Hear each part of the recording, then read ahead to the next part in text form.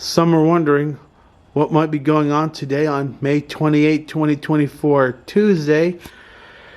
Well, folks, I'm afraid it's the end of an era for this PowerBack 5250 watt generator. You're about to see why over here. And there be its successor, a literal bigger and better one. More on that in a moment. And before I delve any further, let me just clarify that today's video is probably going to be out through the course of today, but today is going to start with me taking the old PowerBack to the recycling bin. Now, my usual scrap place in Wappingers, so the place that went up for sale, I mean, they'll still take your scrap metal, but they don't give you any money for it. If I was just throwing away a few shitsy things like some rotors and some pieces of sheet metal, fine, but no, I can get a good buck off of this. So unfortunately, I'm gonna have to go all the way to Elmsford. You know, the place there is called Brookfield.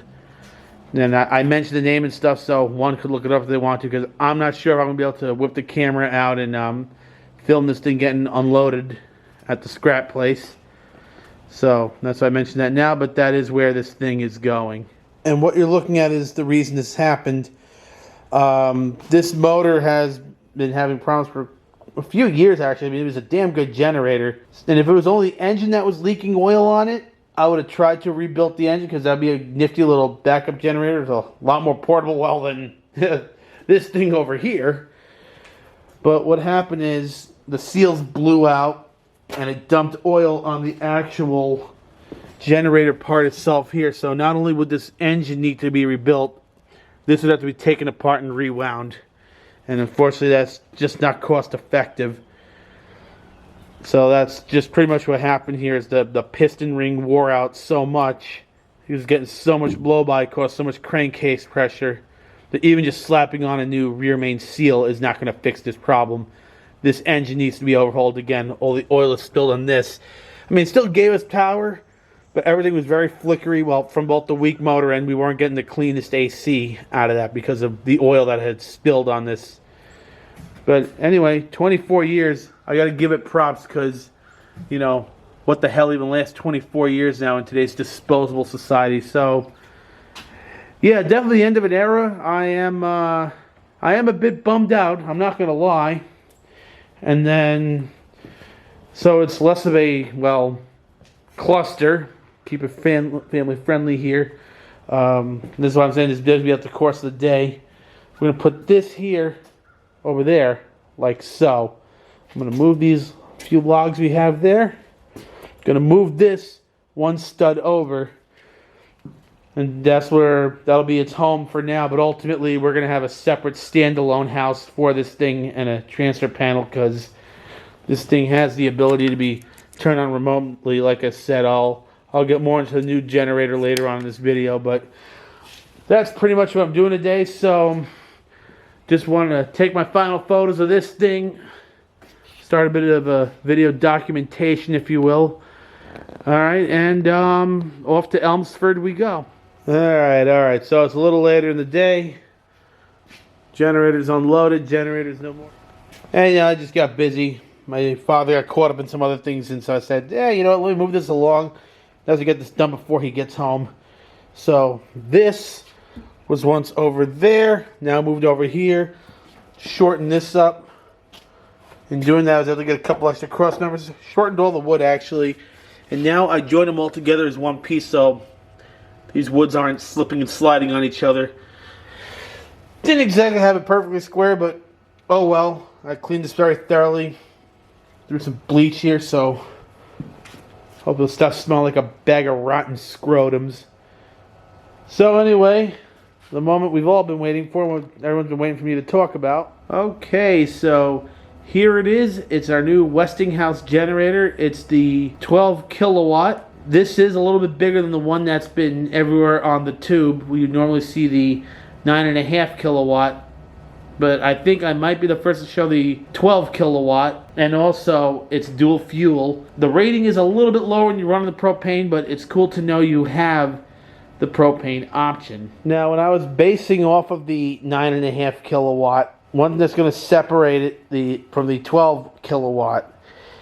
You have electric start only here.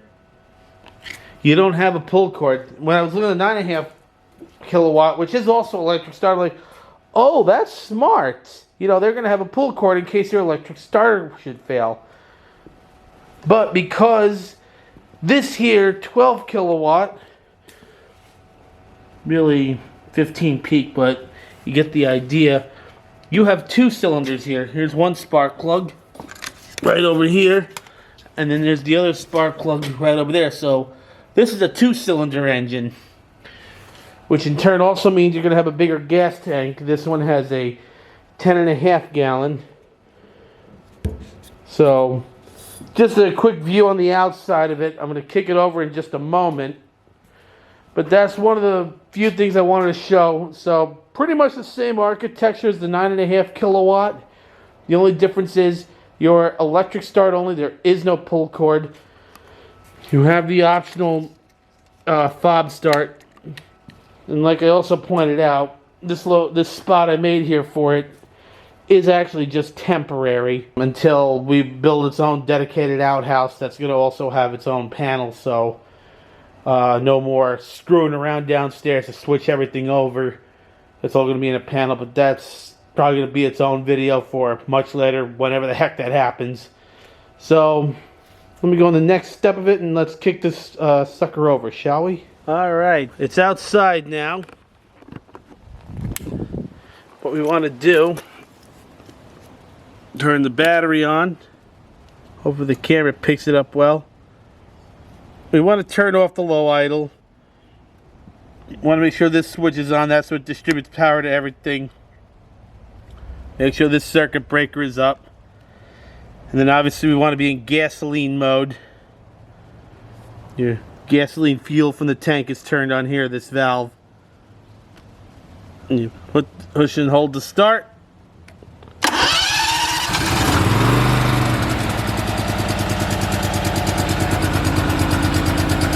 Yeah, and it automatically chokes itself too. So you only need like a minute for it to level out versus the 5 minutes that the old generator needed. So here it is running. The exhaust is actually out this side here. And we can just shut it back off. Now, because I'm not going to have it on standby mode, I like to turn these two switches back off. But anyway, this is just a little taste of the Westinghouse generator, or at least the 12 kilowatt, for anyone who's curious about the 12 kilowatt, because all I saw out on the tube was the 9.5 kilowatt. But again, hopefully this is helpful to anyone who is curious about it, and just in what ways does it differ from the 9.5 kilowatt. Alright, I just finished refueling it just now. I'm gonna fill the gas cans in my truck, but this is your finished product, if you will. So now this generator is right in the spot now. It intrudes a little more than I like, but then again, worst case scenario, it just motivates us to make that whole outhouse plan happen sooner than later on. One other cool thing about the 12 kilowatt, I'm not sure if the 9.5 kilowatt has it too. This is like a protective cage and a rigging cage, so you can use it to lift the generator. It even has this thing here, so that way any rigging you put on there won't slide. I'll show you right here at my tow hook. That's actually how I use it to lift it off the pallet when it came. See, fits my tow hook in here nicely, and then I can hoist it up. Anyhow, that's all I wanted to really show, and hopefully my pops will like it. Well, actually, I did send pictures of it, and he already likes it, so yeah, this is great. And it just frees up the mess. I gotta do a little cleaning up here, but still cleaning up the rest of the garage. Oh yes, and another cool thing here, something I know both generators will have, is this cord here. It's a built-in battery tender that plugs in right over here, like so. And while we have all sorts of outlets on all the walls of the garage, we don't have nothing much here, so maybe my father will run 110 volt outlet somewhere around here, perhaps. Now that we have a little extra space for that, that'd be perfect. But for now, I'll just have to run the extension cord. Anyhow, that's really all I wanted to show. Just wanted to show the new toy we got. Yeah, we're going to miss that old generator, and had it 24 years. I dare say we're lucky most modern marriages even last half that long now. So praises and props to the old generator, but the end of an era, and found a perfect replacement for it. And this is a very reputable brand. This is one of those, you take good care of it, it's going to be with you for many years. So hoping this will provide my parents many years of great service. Anyhow, hopefully you guys liked it. Any input is greatly appreciated. Be safe out there. Have a great day. And don't be a stranger.